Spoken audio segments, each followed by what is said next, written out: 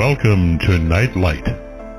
Step away from the mainstream and gather around as we enlighten the world and our realities and travel this cosmic journey we call life. Join us as we share with you and provide that beacon that can guide us all to a better way.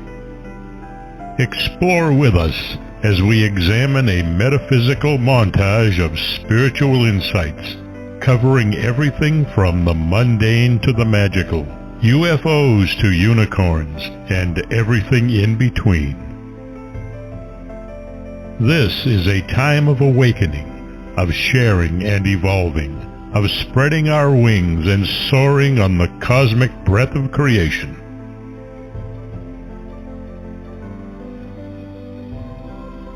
Come and join with other light-minded spirits as we weave our lights together to seek understanding, enlightenment, and, with a little luck, some wisdom.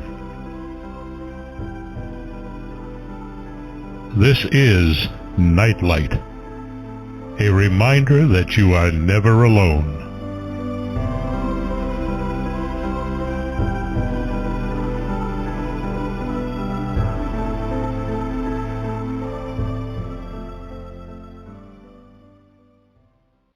I hope everyone is having a great week and enjoyed all the costumes on Sunday. We have another ancient American colleague joining us. Wayne May has a perceptive group of researchers and contributing authors. Carl Lehrburger is tonight's guest. He is the author of Secrets of Ancient America. Is an excellent book that examines more evidence found in North America and Mexico that support ancient travelers coming to America long before Columbus. He has also published on portable rock art. That's going to be an interesting section of our talk tonight. But most of our show is going to focus on Carell's work in the hemp industry. So I think that's going to be a timely discussion as well. You can learn more about Carell by going to his websites, newhistoryofamerica.com, PureVisionTechnology.com, PureHempTech.com, and PureKindBotanicals.com. Hi, Carl. How are you? Hey, Mark. I'm doing great. Thanks for that introduction, and looking forward to an awesome show. Oh, I think we're going to have one, and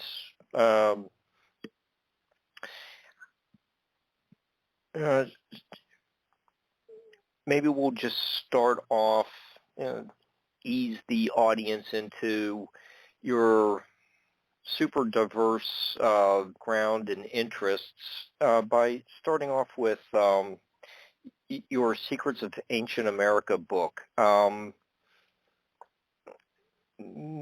thought your section on the Pathfinder site in Colorado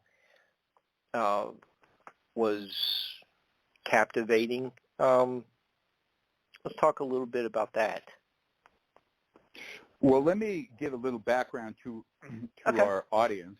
The name of the book is Secrets of Ancient America, Archaeoastronomy and the Legacy of the Phoenicians, Celts, and Other Forgotten Explorers. And people who are interested in the book can go to the newhistoryofamerica.com website. I wrote the book to write a new history of America, and what I learned was that we've been lied about history, and it really results in a misunderstanding of who we as Americans and by extension humans are. I spent a significant amount of my research time and 4 chapters in the book describing the voyages of the ancient Celts who came across the Atlantic for mining and for colonization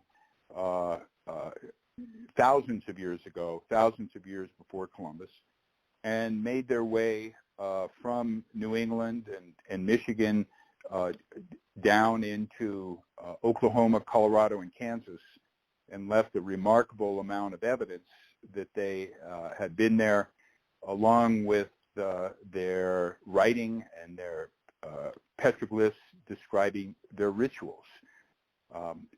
Within the context of these ancient explorers who came to America, amazing amount of rock art and petroglyphs, which is carvings in stone in North America.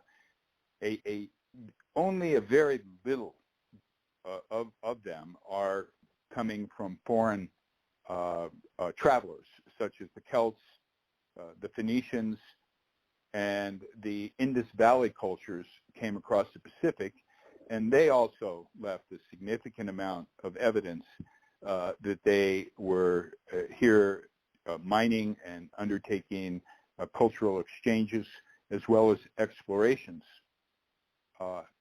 But I did focus on a specific petroglyph site called the Pathfinder site, which is a Native American site, and it exhibits, found in Colorado, and it exhibits the depiction of a Native American myth that's played out in light and shadow on a cave wall on the equinox.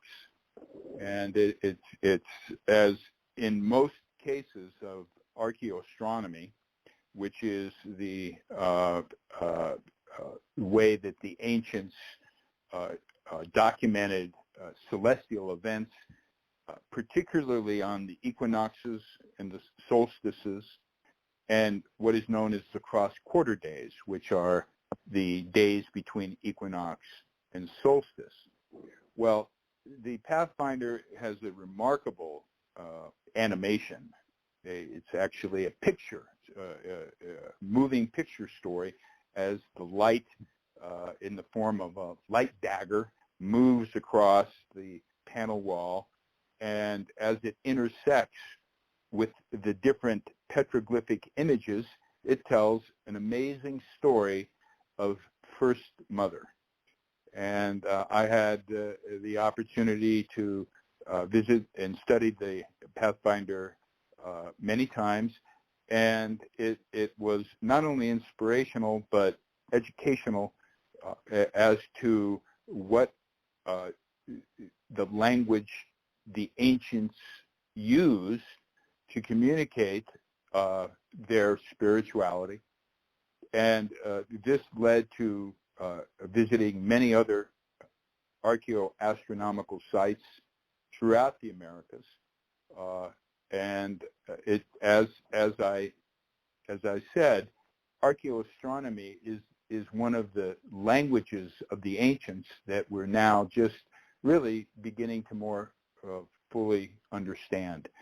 And if it's a big word that the audience may not appreciate or understand, the Stonehenge uses archaeoastronomy to calculate the equinoxes and the solstices, as do the Mayan temples like Chichen Itza, famous descending serpent on the edge of the Chichen Itza Mayan temple.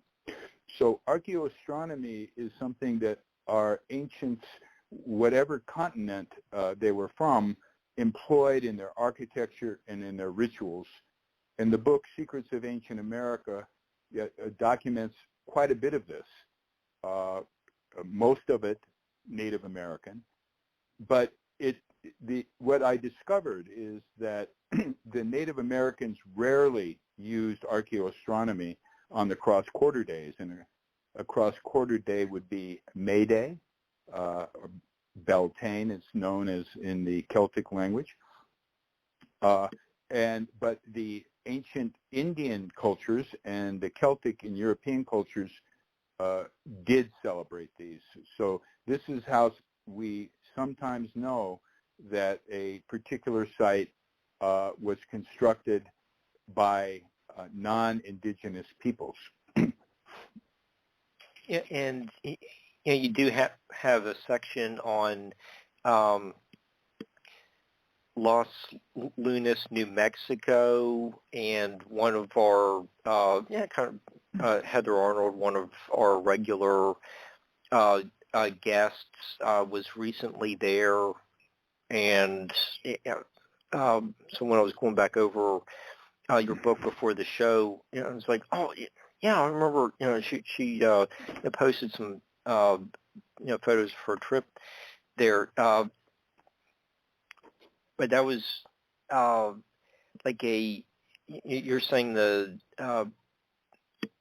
petroglyph writing found there in New Mexico was a Proto-Hebrew writing style of writing? Well, let me go back and talk a little bit about Las Lunas because it is a site, like many sites, that have different styles and ages of petroglyphs. And this particular site has what the archaeologists call archaic petroglyphs, and they're pecked. And these are from the ancestors to the Native American peoples, the tribes of today. But among the petroglyphs, and sometimes carved on top of the petroglyphs, are petroglyphs from other carvings from other cultures.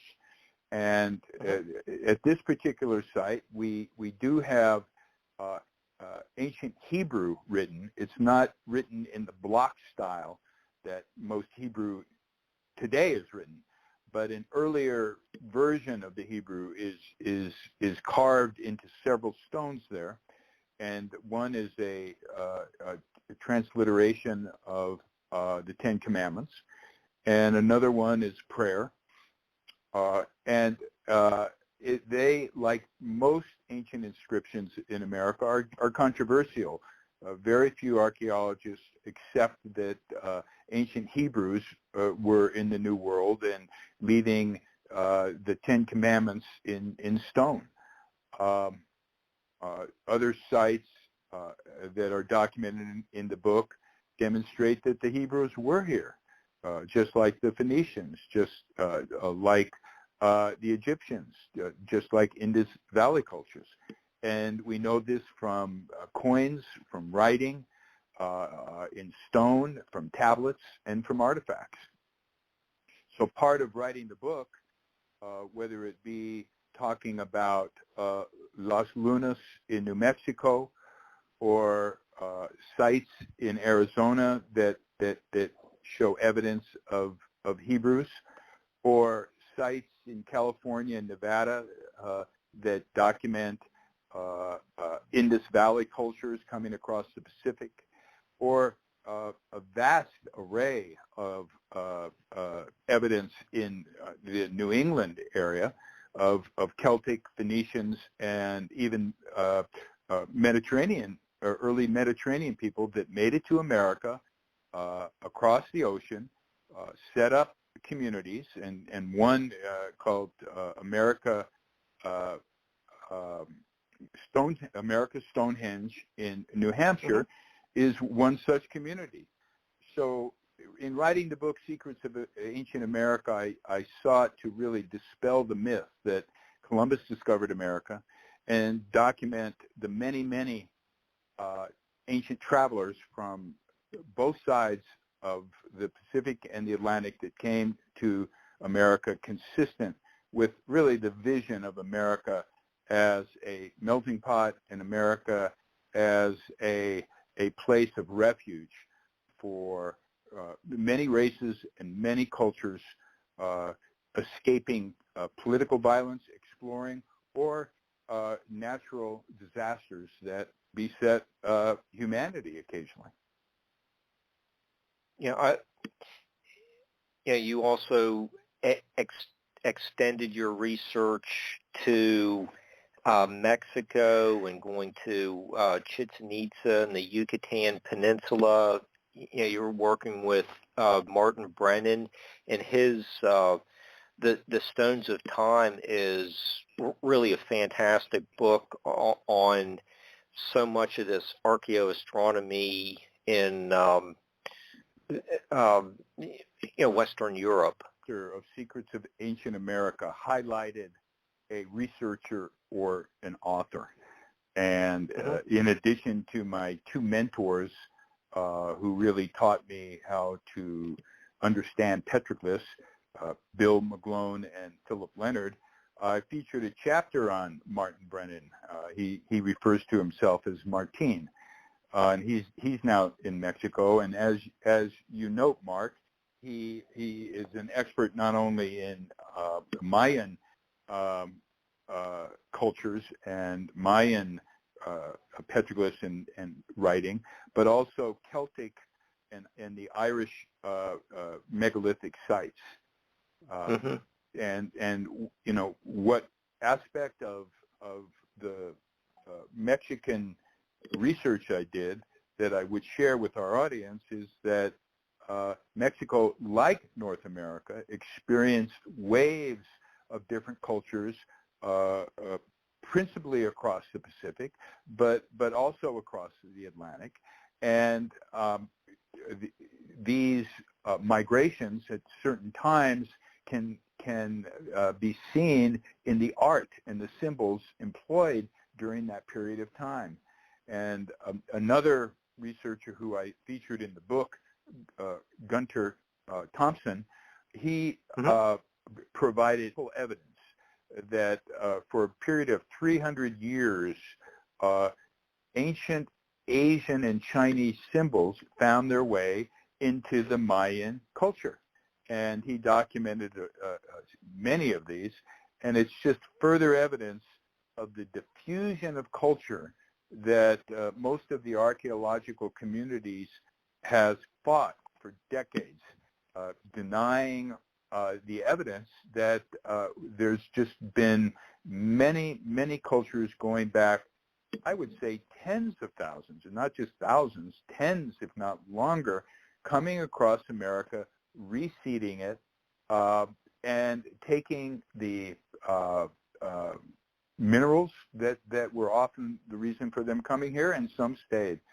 So Mexico, of course, is a big part of the story, and it's Secrets of Ancient America doesn't really address Mexico, but it does explain what I just said, the diffusion of other cultures coming and meeting with indigenous cultures, and also documenting a lot of the archaeoastronomy of the ancient Mesoamericans. This is a great segue to a part of the Secrets of Ancient America that hasn't been written yet. And over the last 4 years, I've been working on a aspect of archaeology called portable rock art.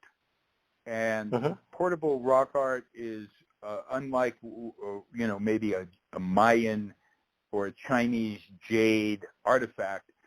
Portable rock art is stone that has been carved. They can be tools that have artistic enhancements, embellishments, and these artistic enhancements are carved. They're sometimes etched, and they are embellishing a stone that has a predominant shape that is usually in the form of an animal or a human-like shape. Now, I bring this up as in the context of the Mayans because the Mayan writing system employed head variants, that is, pictures of animal and human heads. And for example, every number it has a character associated with it, distinguished from a previous or the following number.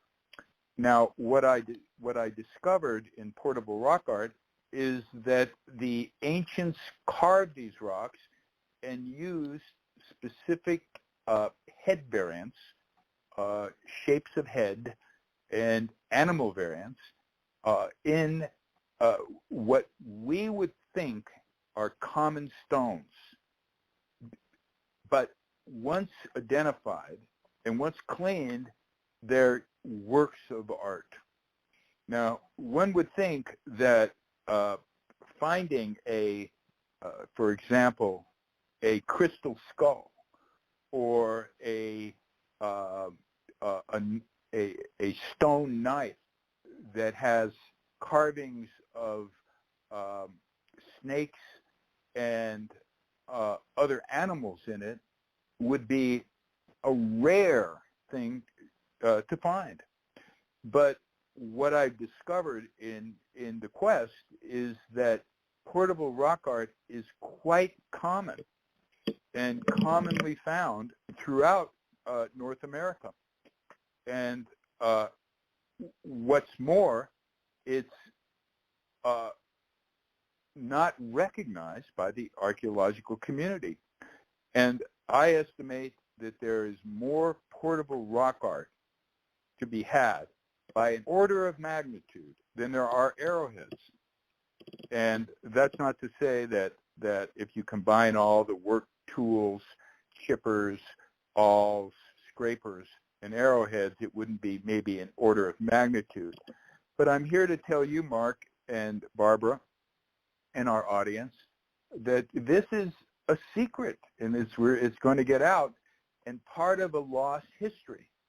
And like the lost history of the Native Americans that was so disrupted with the conquest, I believe that the tradition of creating portable rock art out of rocks, and in some cases out of tools, goes back not just thousands of years, but goes back before the great comet disaster, or known as the Great Flood, in the Ice Age. So this is an ancient tradition that really predates much of what we consider petroglyphic art, or two-dimensional art.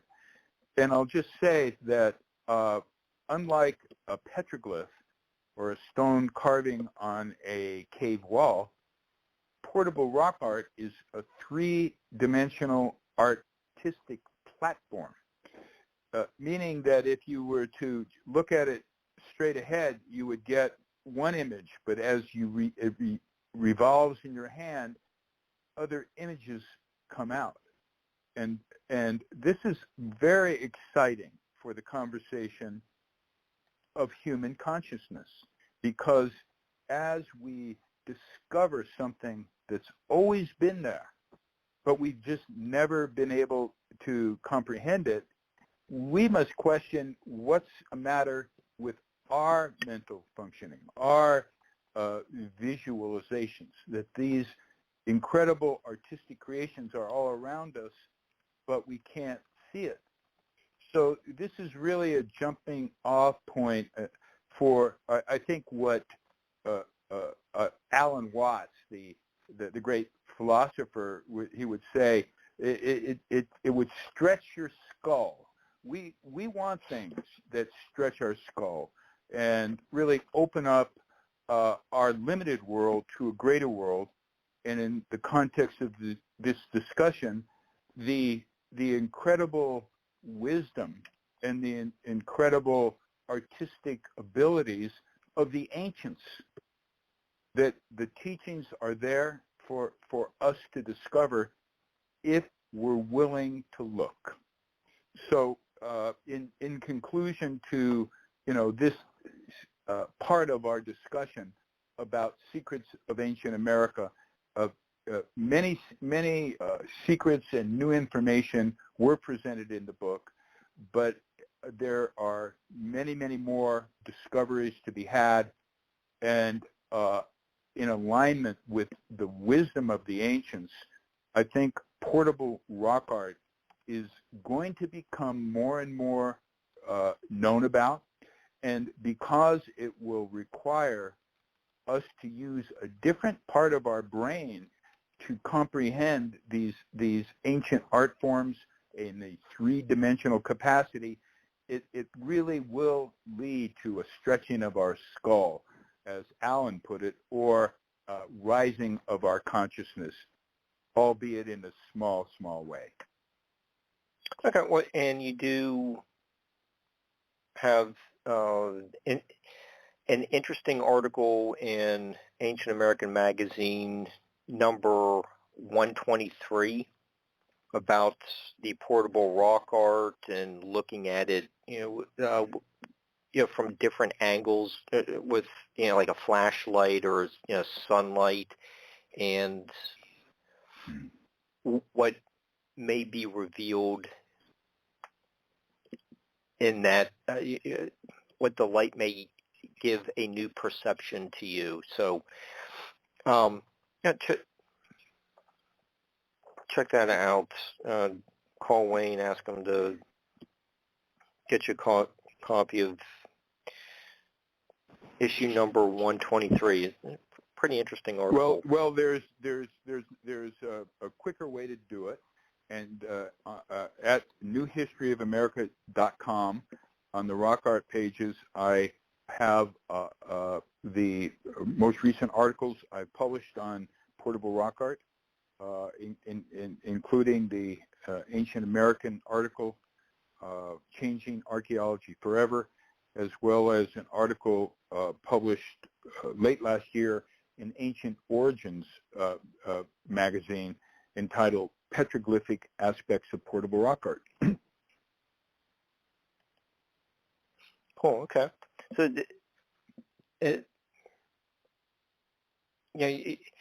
you are stretching our skulls with your research into America's prehistory that isn't commonly discussed. But, how do you go from covering the Phoenicians and portable rock art to becoming involved in the hemp business?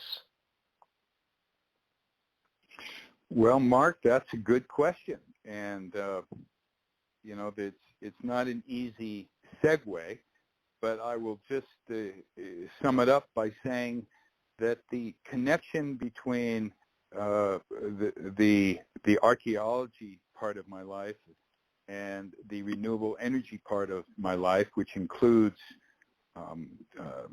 industrial hemp, is consciousness raising. That, and I'm sure that many of the audience, like myself, we consider ourselves light workers, and we've come here with a mission, and one of those missions is to leave a better world than we have now, and really help awaken humanity. And in the archaeology field, getting the old paradigms changed and reconstructed into a new paradigm that honors the ancients, that honors the ancient and Native Americans, that reveals and doesn't cover up the tragedy of the conquest. These are things that have been covered up. In the case of cannabis, we have a most miraculous plant that was cultivated for its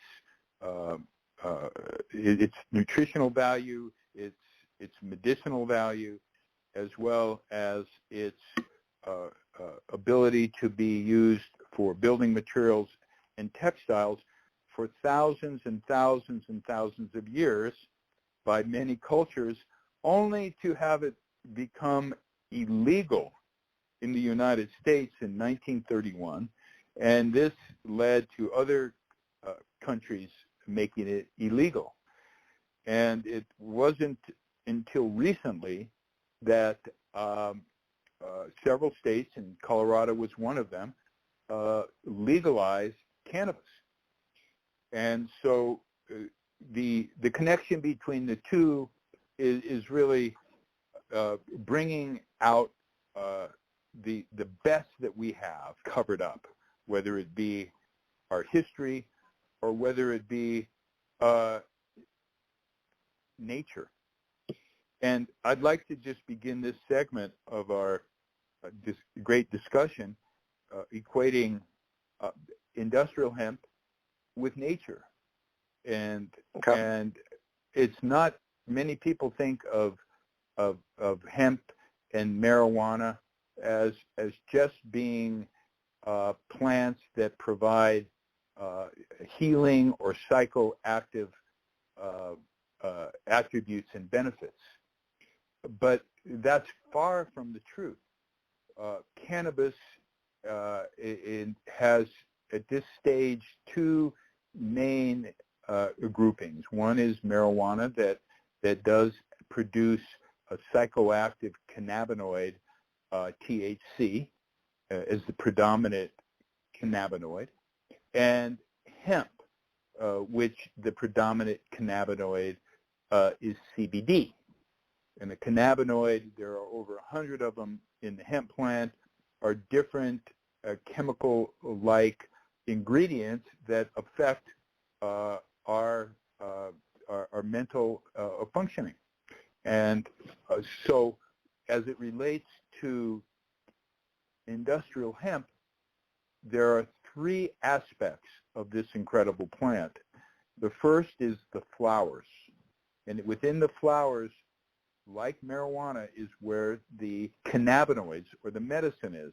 In the case of hemp, it's the CBD variety of cannabinoid. It's a non-psychoactive cannabinoid. The second benefit of this plant is the grain. And I'm talking about industrial hemp here. Grain is, in the case of hemp, the seed. And from the seed, we get the oil, we get the protein powder, we get the flour, we get human nutrition, we get animal nutrition. And the production of hemp seeds per acre exceeds just about any other oil plant.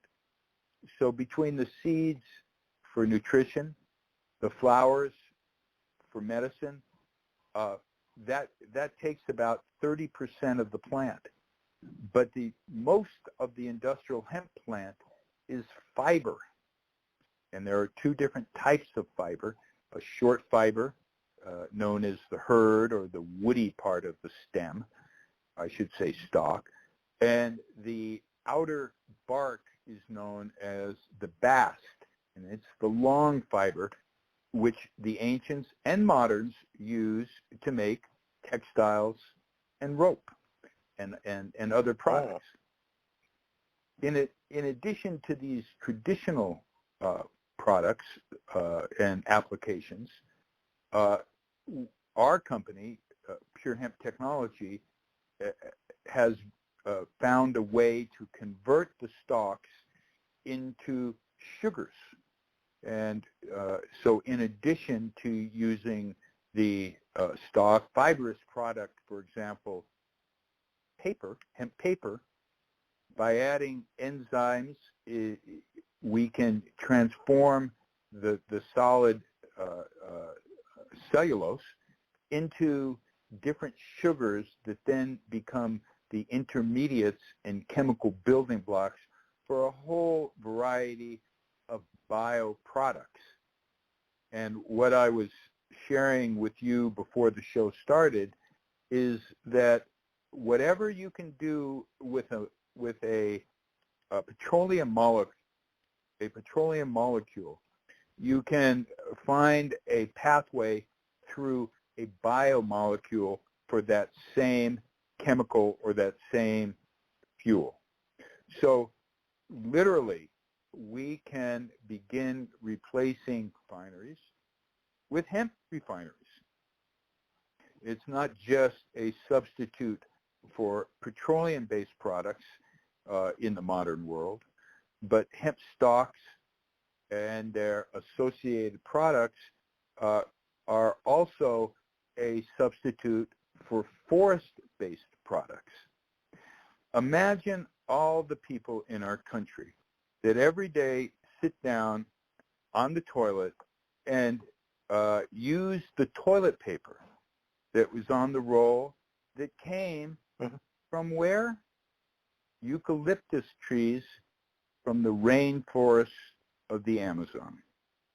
It's cheaper for American tissue manufacturers to import pulp from the rainforest than it is for them to domestically produce pulp from the forest. Mark, this is a tragedy of enormous human proportions. We're literally wiping our asses while we're destroying the rainforest.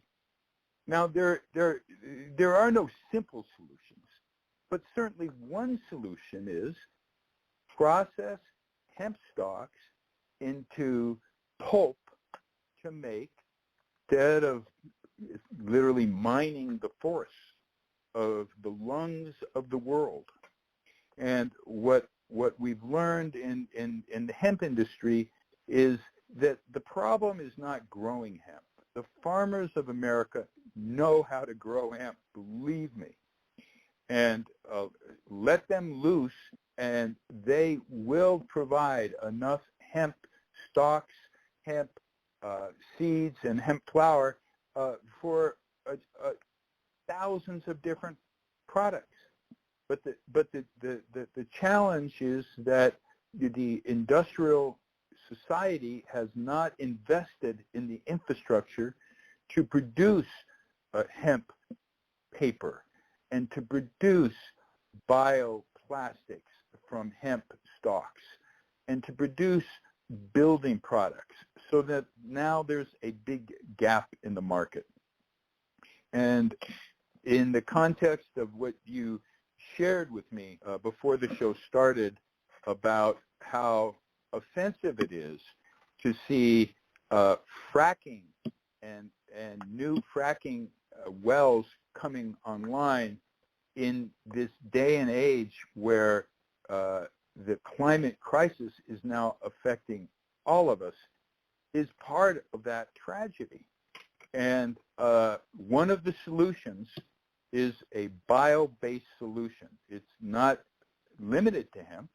Hemp is incredible because we can use not only the stalks for building products, for paper products, for specialty chemicals, but the medicine and the nutritional value of this plant is something that will provide not only a multitude of industrial and consumer products, but here's the key to where I began the discussion with nature. It goes back to value. This is the opportunity for farmers to get off the GMO kick, to move toward a organic culture, and to move toward a crop, hemp, that emphasizes whole plant utilization. We're using the whole plant. The seeds are going over here, and we're getting nutritional products. The flowers are going over here, and we're getting medicinal products. The stalk, most of the plant, is going over here, over here, over here to replace oil-based products and to replace, in some cases, forest paper to the benefit of local farmers.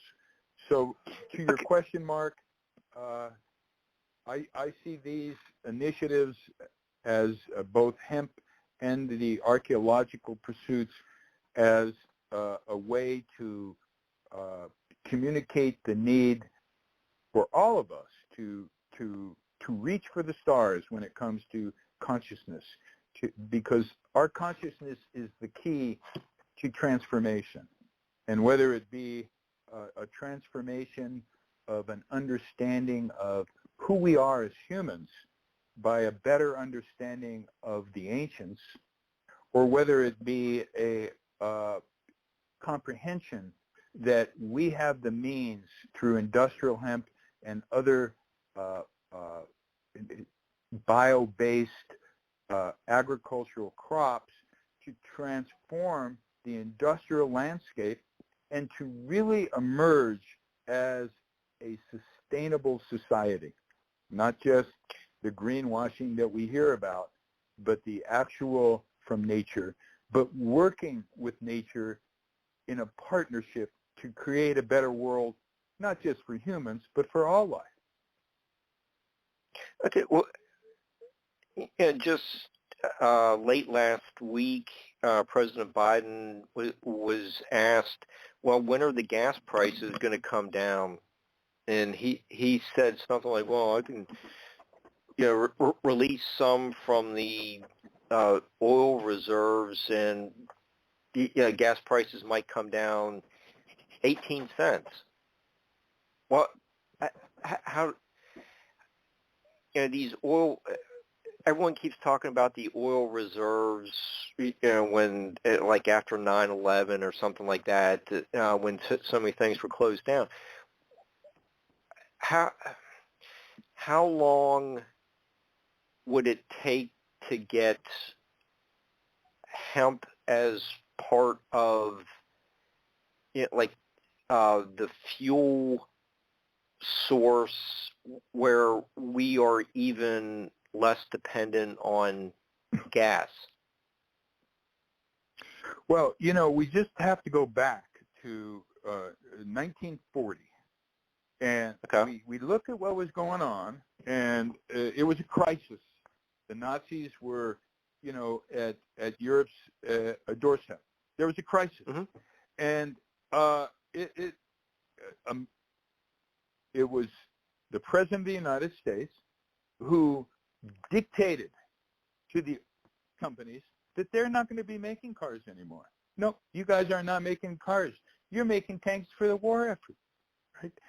So we don't have anything like that. To have the leader of our country talking about bringing gas prices down as his policy, when in fact it should be how do we transform the petroleum automobile complex into a renewable energy complex where we're getting everything from renewables. We're not opening new fracking wells. And here's, I think, one of the answers to your question: how long will it take?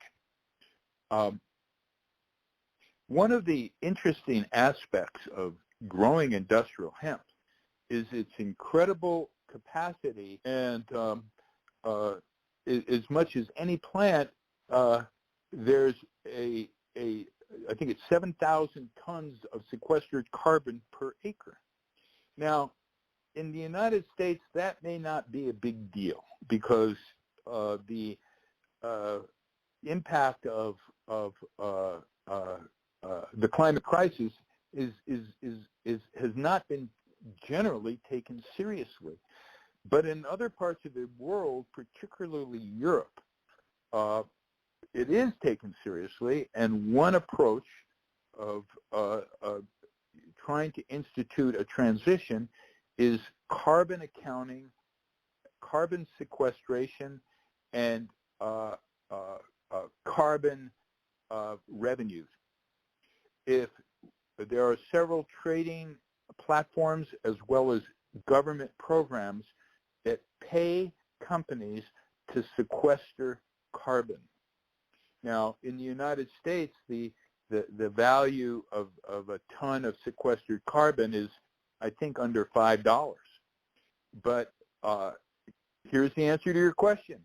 when the value of that sequestered carbon goes to $50 or $100, and that there's a offset to the cost of developing things from scratch and building infrastructure, when we see those kind of revenue-generating benefits for sustainable solutions, in a capitalistic economy, that's when things will change.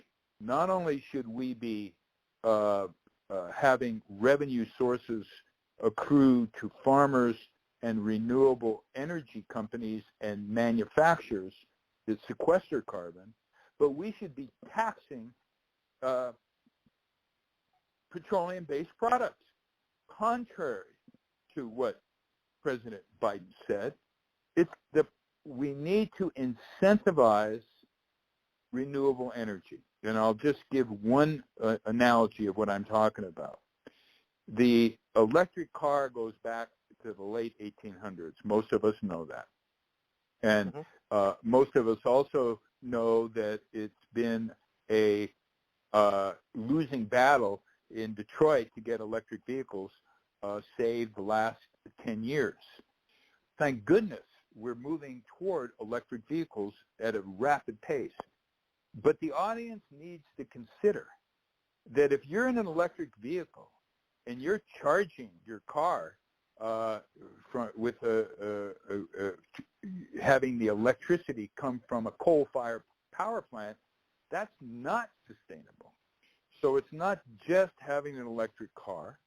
It's a whole way of viewing our economy in a sustainable way. It's a whole way of reducing waste, producing incredible amounts of carbon that go into the atmosphere. And it comes back to how we as humans can have a more sustainable relationship with nature. And this is part of, I think, what I experience in the hemp movement, in the hemp industry, people that are attracted to the CBD skincare products, the healing products, people that are attracted to using hemp oil as a more nutritious alternative to safflower oil, or protein powder from the hemp seeds, which is more sustainable than other proteins. And as I've stated, using the stalks to make hemp paper, hemp toilet paper, hemp packaging, hemp chemicals that can replace oil-based chemicals, including bioplastics. But let's not forget that we live in a waste economy, and just making a single throwaway product out of hemp as opposed to oil, that's not going to get us there.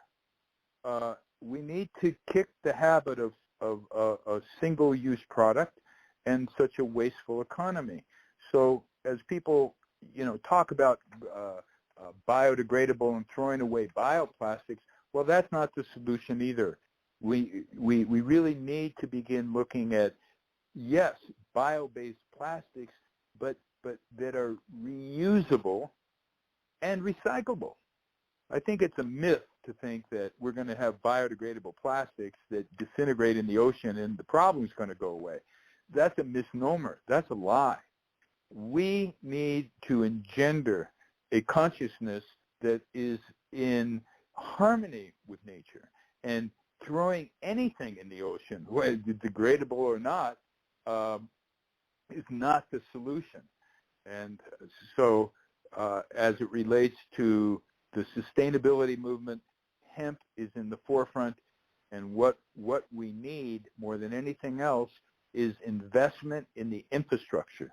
That is the processing plants and facilities that take the stalks, that take the seeds, and make consumer industrial products for a better world and a better country. Okay, so are you working, obviously you're working with some farmers, but are you having more and more farmers saying, we'd like to do business with you, maybe I ought to stop with the growing the GMO type corn and switch over to hemp? And like, are they harvesting it and bringing it to you? How's that part of the market working? Well, farmers know how to farm, and if there were a market for 10 million acres of hemp production, you'd see 10 million acres of hemp production. That's not the bottleneck. The bottleneck is that there aren't the processing facilities to convert these into products to have a pull-through market. That is, that the consumers are pulling that hemp toilet paper through the supply chain because it's available, as opposed to having hemp entrepreneurs trying to push it, into the market. And until we're able to, get these large biorefineries, is what we call them, but there would be hemp stock processing facilities and other biomass processing facilities, there's just not going to be enough material to satisfy a growing market. So in this value chain, when we talk about the value chain, we're talking about agriculture at the beginning point.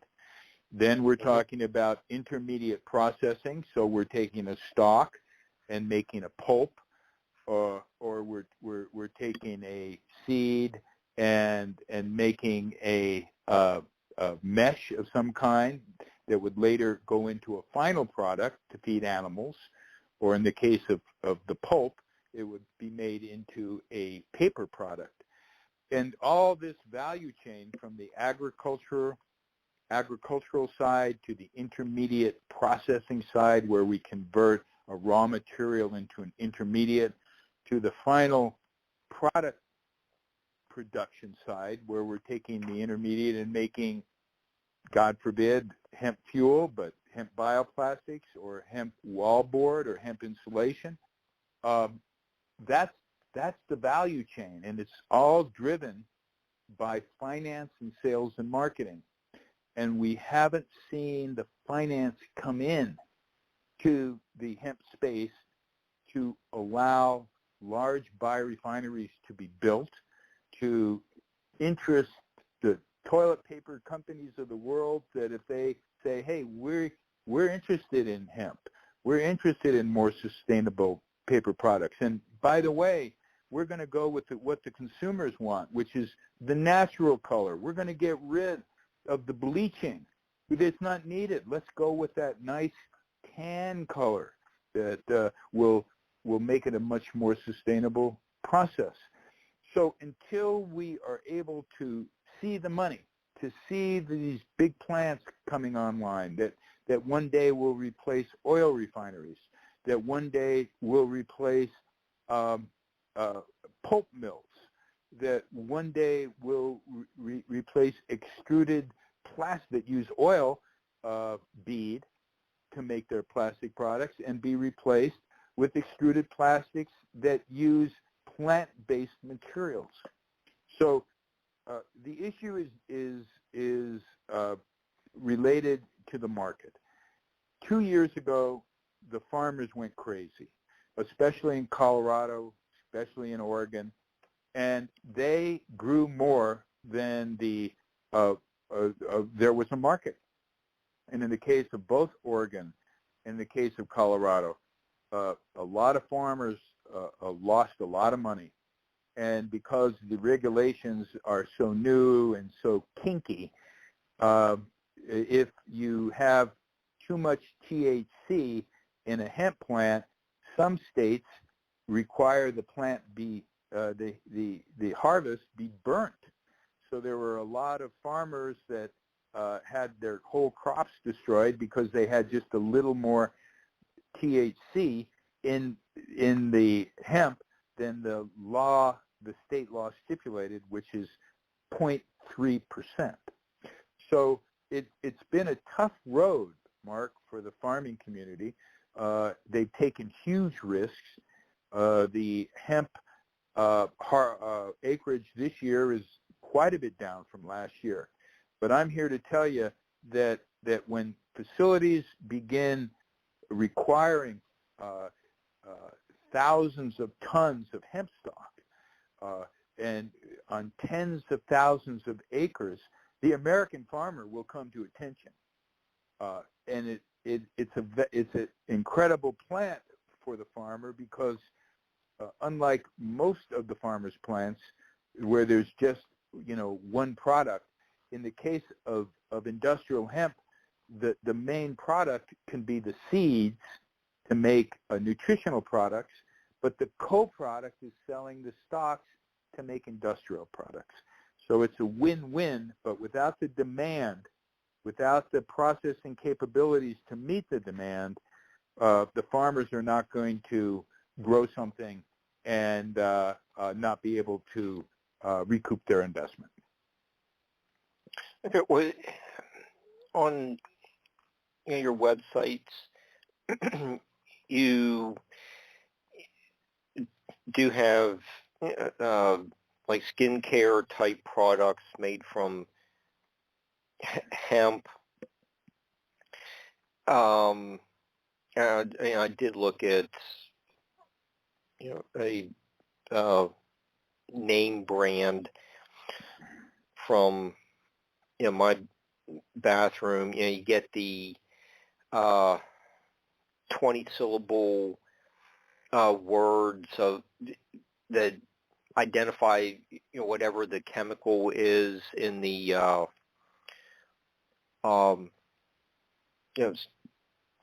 solution that you're going to put on your dry hands. It sounds like the hemp products that you have for sale do not have those kinds of chemicals in them. So it would, I'm assuming it's much more better to be on your skin. Your skin is absorbing a more natural product.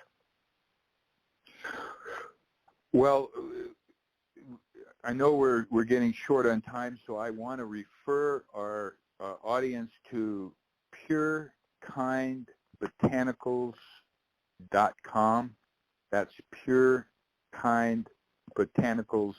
We got into the CBD business for both medicine and for skincare because that was and remains the predominant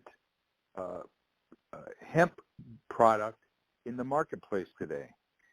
Another way to put it is we couldn't make money trying to get hemp paper into the marketplace or hemp plastics in the marketplace, but we could make money extracting cannabinoids from industrial hemp and formulating them into consumer products.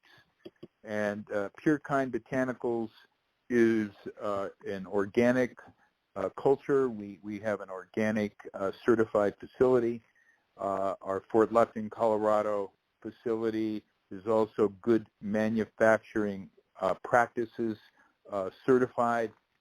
Part of the product lines that we have of our skincare and healing creams and salves and tinctures is the simplicity of them, and they nearly all of our products are organic, and in some cases they're just a simple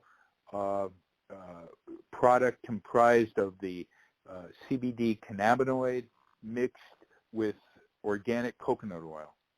So the answer, to your question is that we strive for not only a sustainable and good manufacturing practices, but organic in everything we do. And that's why our products may be a little more expensive than some. It's because of our premium culture that really emphasizes organic practices and sustainability practices. So I invite anyone interested to learn more about the amazing hemp plant, all of the things that PureHemp technology is doing with the stalks, the seeds, and the flowers. Please go to purehemptech.com. And if you're interested in CBD skincare products or tinctures for healing and medicine, check out our sister company, purekindbotanicals.com. Cool. I know you need to get back to work, and I just want to thank you for being our guest tonight. I was just really amazed with the sound science that you presented tonight. Your articles on the portable rock art and your book Secrets of Ancient America is terrific too. You are always welcome to come back and develop all these topics even more with us. This was just a terrific hour, and I'm glad you were able to give the Nightlight listeners this much time when you're at work, and hopefully we can do it again sometime soon. I just want to thank you so much, Carell. Well, Mark, thank you, and thank you, Barbara, for hosting me. Anyone who wants to get in touch with me, please refer to newhistoryofamerica.com or purehemptech.com. I know that the Nightlife folks have listed these websites on their site, and I look forward to hearing any comments, questions, or opportunities for collaboration and synergistic enterprises with the audience. Okay. This was a terrific evening. I don't want to take up any more of your time, so we'll hopefully we can get you back sometime soon, and we'll continue the discussion, because we're getting to the point where we really, all these shortages and things like that, we might need to look at what we can develop here instead of being dependent on other countries to get these products to us. So this is very, very timely information. So I just want to thank you again. Thank you, Barbara, for keeping us on the air. I think Barbara has Gary Wayne returning Thursday for another fantastic show on his Genesis 6 conspiracy book. He's one of our top guests. So thank you again, everyone. Have a great week, and we'll see you Thursday.